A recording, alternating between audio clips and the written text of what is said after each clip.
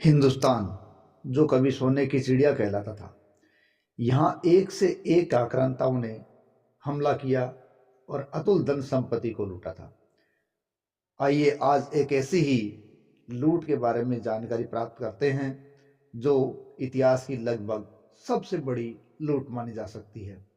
देखिए, 6,000 गाड़ी सोना, 300 हाथी, 7,000 घोड़े आदि लूट कर ले गया था एक राजा। तो ये राजा कौन था? देखिए, खिलजी ने काकतीय साम्राज्य के राजा से जितनी लूट हासिल की थी वो किसी इस्लामिक आक्रांता के द्वारा प्राप्त की गई सबसे बड़ी लूट थी और इस खजाने को दिल्ली पहुंचने में 1.5 महीने से ज़्यादा वक्त लगा था। तो इसकी पूरी कथा जानते हैं। हमारे YouTube channel famous stories of the world में आपका स्वागत है। अलाउद्दीन खिलजी की क्रूरता के तमाम किस्से मशहूर हैं। उसने भारत में जैसी लूट मार और कत्लेआम मचाया था, वैसा कहते हैं किसी और ने नहीं मचाया था। दिल्ली की सत्ता हासिल करने के बाद खिलजी का प्रमुख सेनानायक रहा मलिक काफूर, और गुजरात अभियान के दौरान मलिक काफूर है वो अलाउद्दीन खिलजी को प्राप्त हुआ था और इसी मलिक काफूर को दक्षिणी विजय की जिम्मेदारी अलाउद्दीन खिलजी के द्वारा सौंप दी गई। कहते हैं मलिक काफूर करीब 60,000 की फौज लेकर काकतीय साम्राज्य की ओर चला और काकतीय साम्राज्य में दक्षिण की तरफ कूच किया और देवगिरी में अपना उसने पहला पड़ाव डाला। और इसी बीच वारंगल के राजा प्रताप रुद्र को इस सेना के आने की सूचना मिल चुकी थी।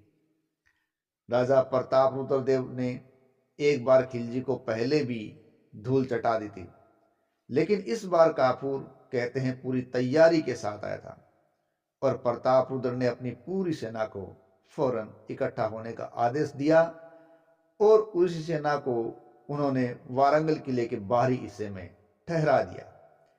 इधर काफूर ने पौ महीने के शुरुआती दिनों में वारंगल पर घेरा डाल दिया, लेकिन वारंगल किले की मजबूती और सुरक्षा देखते ही मलिक काफूर की सेना का दिल बैठ गया, क्योंकि उसे इस किले में कहीं भी कोई भी कमजोरी दिखाई नहीं दे रही थी। इस प्रकार मलिक काफूर की सेना डेरा डाल के बैठ गई, लेकिन खिलजी की सेना को डेरा डालकर बैठे हुए 5 दिन हो गए थे। मलिक काफूर अपने सिपाहियों के साथ उस रात सोने चला गया।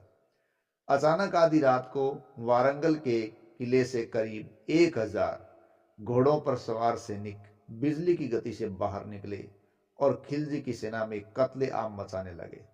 हजारों सैनिक मारे गए। राजा प्रताप रुद्र देव के सैनिकों ने जितनी तेजी दिखाई आने में, उतनी ही तेजी उन्होंने वापस किले में लौटने में भी दिखाई थी। मलिक काफूर को वारंगल किले के बाहर घेरा डाले अब धीरे धीरे 1 महीना हो गया, लेकिन कोई भी उम्मीद नजर नहीं आ रही थी। काफूर ने तय किया कि वह पहले वारंगल किले की बाहरी दीवार पर हमला करेगा और उसने बाहरी दीवार तोड़ने में सफलता भी प्राप्त कर ली। ऐसे में बाहरी दीवार के अंदर जितने लोग शरण लिए हुए थे वो लोग अब सब किले के अंदर चले गए थे, क्योंकि प्रतापरुद्र देव ने बहुत से लोगों को बाहर नियुक्त कर रखा था। अब वो किले के अंदर चले गए। लेखक युगल जोशी की एक पुस्तक है अग्निकाल, सल्तनत कालीन सिपह सालार मलिक काफूर की कहानी। इस पुस्तक में युगल जोशी लिखते हैं कि अब प्रताप रुद्र देव के लिए नौबत यहां तक आ गई थी कि अंदरूनी किले में सरसों तक रखने की जगह नहीं बची थी। हाँ, खाने पीने की चीजें और अनाज उनके पास पर्याप्त मात्रा में था, लेकिन राजा को इतने सारे लोगों को संभालने, उनके खाने पीने की व्यवस्था करना, यह सब भारी पड़ने लगा था और किले की जो क्षमता थी वो इतनी नहीं थी। अब इस किले की क्षमता जवाब देने लगी थी और गंदगी का ढेर किले में जगह जगह लग चुका था और आपस में ही हर दिन झगड़ा होने लगा था। इससे प्रताप रुद्रदेव का धैर्य धीरे धीरे जवाब दे रहा था। राजा प्रताप रुद्रदेव के सेनापति राणक देव और सलाहकार बार बार उनसे कहते रहे कि हमें खिलजी की सेना पर हमले करने का आदेश दे दें। लेकिन इसी बीच महाराजा ने एक ऐसा कदम उठा लिया जिसे सब चौंक गए। राजा प्रताप रुद्रदेव ने अपने सेनापति राणक देव से कहा कि अब हमें बहुत देर हो चुकी है और मैं अपने सैनिकों का व्यर्थ में बलिदान नहीं करूंगा। हम सब लोग जीवित रहेंगे तो हमारा वैभव फिर लौट आएगा, लेकिन यदि जीवन ही नहीं रहा तो दोबारा क्या मिलेगा। तब महाराजा ने अपने साम्राज्य के सबसे बड़े सोनार हरिदास को बुलाया और कहा, मेरी एक सोने की प्रतिमा बनाओ, साथ ही सोने की एक कड़ी भी बनाओ। जब राजपुरोहित ने राजा से पूछा, क्या कोई पूजा करानी है, तो उन्होंने जवाब दिया, नहीं, विधर्मियों को सबसे अधिक लालच सोने का ही होता है। इसलिए राजा प्रताप रुद्रदेव अब संधि का मन बना चुके थे। आखिरकार 3 दिन बाद वारंगल किले का फाटक खुल गया। राजा ने अपने करीबी सलाहकारों को मल्लिक काफूर के पास संधि का प्रस्ताव लेकर भेज दिया। उनके साथ राजा प्रताप रुद्रदेव की सोने की प्रतिमा थी और उनके गले में सोने की भारी जंजीर भी थी।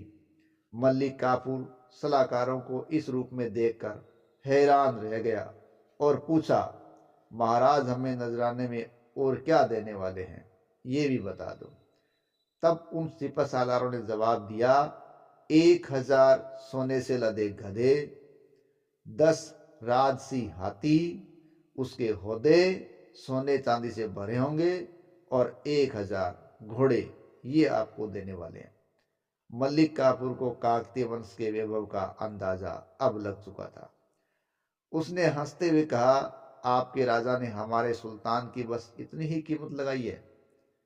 इस प्रकार उसने संधि का न्योता लगभग ठुकरा दिया और उसने कहा, अगर राजा प्रताप रुद्रदेव हमसे संधि करना ही चाहते हैं तो वह खुद मिलने आए।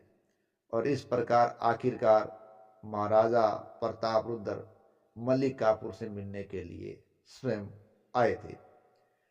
प्रताप रुद्र ने अपनी स्वर्ण प्रतिमा के अलावा 6000 सोने से लदे गधे, 300 स्वर्ण लदे हाथी और 7000 घोड़े मैत्री के रूप में देने का वादा किया था।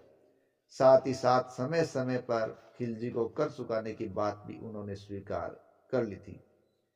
काकतीय वंश के राजा प्रताप रुद्रदेव ने खिलजी को जितना तोहफा दिया वह उस वक्त इस्लामी तारीख में सबसे बड़ी लूट थी। यानी ये इतिहास की एक तरह से मानी जाए तो सबसे बड़ी लूट थी। और ये बात अपनी किताब के अंदर युगल जोशी भी मानते हैं। हमलावर काफूर का मन इतने से नहीं भरा और उसने महाराज प्रताप रुद्रदेव से कोहिनूर हीरा भी मांग लिया था, क्योंकि ऐसा माना जाता है कोहिनूर का हीरा गोलकुंडा की खानों से प्राप्त हुआ था और वो इस वक्त प्रताप रुद्रदेव के ही पास मौजूद था। इस प्रकार इतनी बड़ी लूट खिलजी के सेनानायक को प्राप्त हुई। 19 मार्च 1310 को 82 दिन की यात्रा के पश्चात इतिहास की सबसे बड़ी लूट का खजाना लेकर मल्लिक काफूर दिल्ली रवाना हुआ और 82 दिनों की यात्रा के बाद वो दिल्ली पहुंचा था। ये यात्रा उसकी इतनी खास थी कि अलाउद्दीन खिलजी ने उसकी आगमन में पूरी दिल्ली को कहते हैं दुल्हन की तरह सजा दिया था और मल्लिक काफूर की आगवानी करने के लिए वो खुद आया था। और उसी दिन अलाउद्दीन खिलजी ने मल्लिक काफूर को अपनी सेना का सर्वे सर्वा घोषित कर दिया। तो ये थी इतिहास की एक सबसे बड़ी लूट। धन्यवाद।